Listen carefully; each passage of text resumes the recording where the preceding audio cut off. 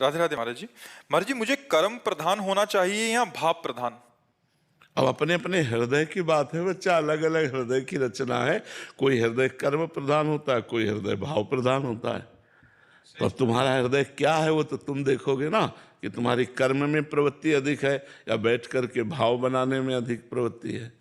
महाराज जी, मेरा क्वेश्चन ये है कि सहज भाव से हमें प्राप्ति कैसे होगी? जैसे सबरी और मीरा ने भाव की प्रधानता रख। नाम से भाव पैदा होता है। आप हम ऊपर यही कह रहे थे कि मन बड़ा चंचल और मलिन है।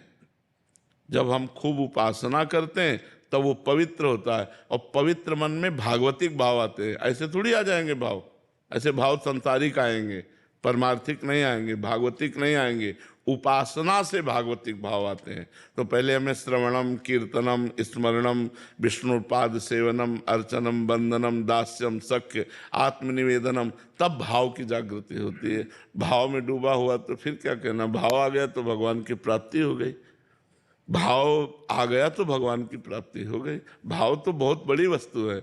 प्रारंभ में थोड़ी भाव आ जाएगा। प्रारंभ में तो श्रद्धा और विश्वास काम करता है। अब जब साधना परिपक्व होती तब भाव आता है। फिर भाव देह की प्राप्ति होकर भगवान की सेवा में पहुंच जाता है। सहज पर भाव बहुत ऊंची वस्तु है।